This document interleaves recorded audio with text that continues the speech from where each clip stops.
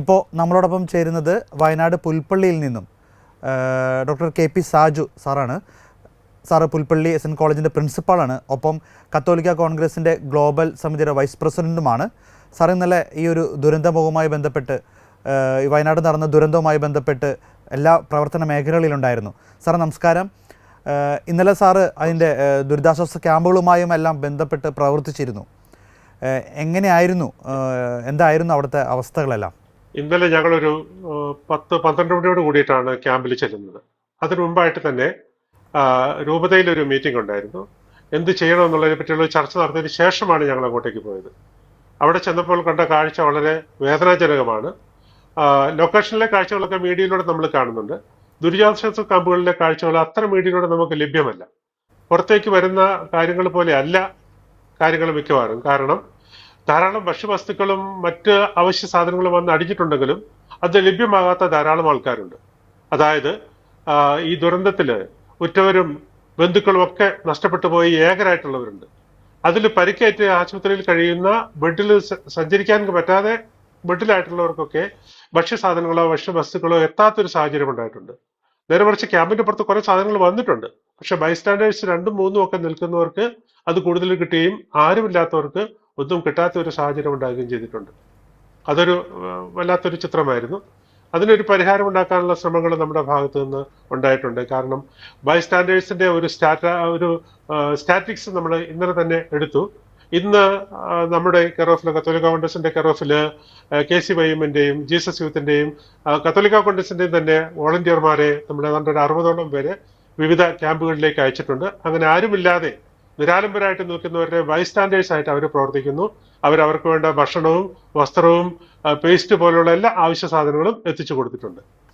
എങ്ങനെയായിരുന്നു ഈ ദുരന്തമുഖത്തു നിന്നും ദുരിതാശ്വാസ ക്യാമ്പിലേക്ക് വരുന്നവരുടെ അവസ്ഥ എന്തായിരുന്നു? അത് വളരെ വേദനാജനകമാണ്. ക്യാമ്പിലേക്ക് വരുന്നത് പലരും പരിക്കേറ്റ് നിരവധി ആൾക്കാരെ കൊണ്ടുവന്നിട്ടുണ്ട്. രാത്രി ഓടി രക്ഷപ്പെട്ട് നേരം വെളുക്കുന്നോളം പിറ്റേ ദിവസം വൈകുന്നേരം റെസ്ക്യൂ ടീം എത്തുന്നോളം വരെ വനത്തിലും റിസോർട്ടുകളിലും അതുപോലെ തന്നെ മറ്റ് അഭയസ്ഥലങ്ങളിലുമൊക്കെ നിന്ന് നേരം വെളുപ്പിച്ചവരുണ്ട്. അവരൊക്കെ വിവരിക്കുന്ന ചിത്രം വളരെ വേദനാജനകമാണ്. അതിൽ പരിക്കേറ്റവരുടെ കാര്യമാണ് ഏറ്റവും ബുദ്ധിമുട്ടാണുള്ളത്. കാരണം അവർക്ക് പലരുടെയും ശരീരത്ത് അവർക്ക് ധരിച്ചിരിക്കുന്ന വസ്ത്രം മാത്രമേ ഉള്ളൂ. അത് മണ്ണിനോട് ചേർന്ന് ഇഴുകി ശരീരത്തോട് ഒട്ടിച്ചേർന്നൊക്കെ ഇരിക്കുന്ന ഭാഗമാണ്. വലിച്ച് ഒക്കെ എടുക്കേണ്ട രീതിയിലാണ് അവരുടെ ശരീരത്തിൽ വസ്ത്രം ഇരിക്കുന്നത്. മുഖത്തും കൈകാലുകളിലും പരിക്കുകൾ, നീര്, അങ്ങനെ ആകെ ബുദ്ധിമുട്ടായ അവസ്ഥയിലാണ് നിരവധി ആൾക്കാരുള്ളത്. പരിചരിക്കാൻ ചിലർക്കൊക്കെ ബൈസ്റ്റാൻഡേഴ്സ് ബന്ധുക്കളും ഒക്കെ ആയിട്ട് വന്നിട്ടുണ്ട്. പലർക്കും അങ്ങനെ ആരും ഇല്ലാത്തവരുണ്ട്. അവരുടെ കാര്യമാണ് വളരെ കഷ്ടം. അവർക്കുള്ള ഒരു പരിഹാരമാണ് നമ്മൾ ഈ ബൈസ്റ്റാൻഡേഴ്സിനെ നൽകിയതിലൂടെ ചെയ്തിട്ടുള്ളത്. ഈ അതോടൊപ്പം തന്നെ ഈ ഉറ്റവരും ബന്ധുമിത്രങ്ങൾ പോയവർ അല്ലെങ്കിൽ മരണത്തോട് വിട്ട് അങ്ങനെയുള്ളവരൊക്കെ അവിടെ വന്നിട്ടുണ്ടായിരുന്നോ? അവർ എങ്ങനെയായിരുന്നു? അവർ ആ പ്രതീക്ഷയിലാണോ? ഇനിയും തിരിച്ചു വരുമെന്ന പ്രതീക്ഷയിലുള്ളവരാണോ? അങ്ങനെയാണോ അവിടെ ഇരിക്കുന്നത്? അവരവരുടെ ബന്ധുക്കൾ ഏതെങ്കിലും ക്യാമ്പുകളിൽ ഉണ്ടോ എന്നൊക്കെ അന്വേഷിക്കുന്നുണ്ട്. പക്ഷെ ഒരിടത്തു നിന്നും അത്തരത്തിലുള്ള ഒരു ചിത്രവും കിട്ടുന്നില്ല. കാരണം മരണമറിഞ്ഞവരുടെ സംഖ്യ വളരെ അധികമാണ്. ഇന്നിപ്പോൾ ഈ നേരമായപ്പോഴേക്കും മരണമറിഞ്ഞവരുടെ എണ്ണം ഏതാണ്ട് 300-നോട് അടുക്കുന്നു.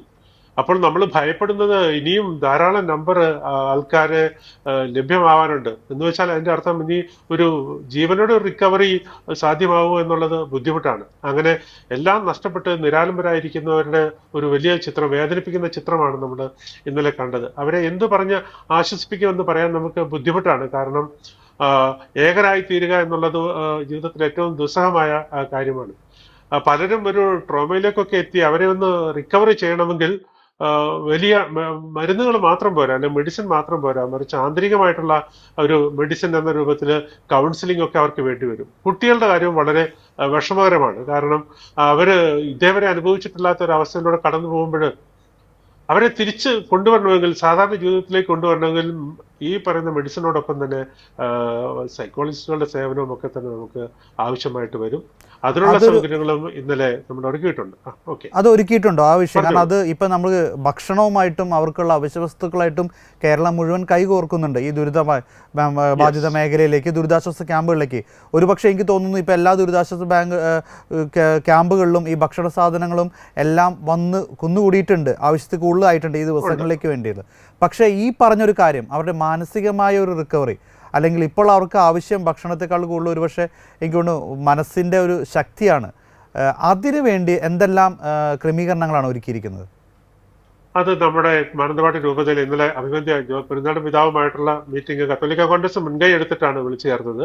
എല്ലാ ഡിപ്പാർട്ട്മെന്റിന്റെയും ഡയറക്ടറായിട്ടുള്ള അച്ഛന്മാരും അതിന്റെ ലീഡേഴ്സും ഒക്കെ വന്നിട്ടുണ്ടായിരുന്നു. അപ്പൊ രൂപതയുടെ എല്ലാ മിഷണറിയും, അതായത് അതിന്റെ ഹോസ്പിറ്റലുകളിലുള്ള ഡോക്ടർമാരുടെയും നഴ്സുമാരുടെയും അതേപോലെ തന്നെ കൗൺസിൽ രംഗത്ത് പ്രവർത്തിക്കുന്നവരുടെ ഒക്കെ സേവനം ലഭ്യമാക്കാനുള്ള തയ്യാറെടുപ്പുകൾ ഇന്നലെ തന്നെ നടത്തിയിട്ടുണ്ട്. ഇന്നു മുതൽ തന്നെ അത്തരത്തിലേക്ക് പോകേണ്ടവർ ആരൊക്കെയാണ് എന്ന് ഐഡന്റിഫൈ ചെയ്ത് അവർക്ക് വേണ്ട ഇത്തരത്തിലുള്ള കൗൺസിലിംഗ് സൗകര്യങ്ങളും നഴ്സിംഗ് സൗകര്യം വേണമെങ്കിൽ അങ്ങനെ അതും ഒരുക്കാൻ തയ്യാറായിട്ടാണ് ഇന്ന്. സാറേ ഏത് ക്യാമ്പിലായിരുന്നു പ്രവർത്തിച്ച് നോക്കിയിരുന്നത്? ഞാൻ ഇന്നലെ മേപ്പാടി വിംസ് ഹോസ്പിറ്റലില് അഡ്മിറ്റ് ആയിട്ടുള്ള ആൾക്കാരെയാണ് ഇന്നലെ പ്രധാനമായിട്ടും ശ്രദ്ധിച്ചത്. അതെ അല്ലേ. ഇപ്പൊ ഇന്നത്തെ ദിവസങ്ങളെല്ലാം അവിടെ ഒരു 80-ലധികം. ഞാൻ ഇന്നലെ രാത്രി ഒരു 8:30 കൂടിയിട്ടാണ് അവിടെ നിന്ന് പോരുന്നത്. രാത്രി ആയപ്പോഴേക്കും വലിയ മഴയും അതേപോലെ തന്നെ കോടയും ഒക്കെ ഇറങ്ങിയതുകൊണ്ടും ഞാൻ പുൽപ്പള്ളിയിൽ ഏതാണ്ട് എനിക്കിവിടെ നിന്ന് ഒരു 80 കിലോമീറ്റർ ദൂരെയാണ് മേപ്പാടിയിൽ നിന്ന് ഞാനുള്ളത്. അവിടെ ഓടി എത്തിയപ്പോഴേക്കും അത്യാവശ്യം ജലദോഷമൊക്കെ ആയിരുന്നു. സംസാരിക്കുമ്പോൾ ആ ഒരു ബ്ലോക്കൊക്കെ ഉണ്ട്, ഒരു ജലദോഷത്തിൻ്റെതായ ബുദ്ധിമുട്ടുണ്ട്. പക്ഷെ ഇന്ന് നമ്മുടെ വോളണ്ടിയർമാർ പോയിട്ടുണ്ട്, നമ്മുടെ മറ്റു നേതാക്കന്മാർ ഇന്ന് അവിടെയുണ്ട്. അടുത്ത ദിവസങ്ങളിലൊന്ന് റിക്കവറി ആയിട്ട് പോകണമെന്ന് വിചാരിക്കുന്നു. ഓക്കെ സാർ, എന്തായാലും ഒരുപാട് നന്ദി അവിടെ നിന്നുള്ള വിവരങ്ങൾ ഞങ്ങളുമായിട്ട് പങ്കുവച്ചതിന്.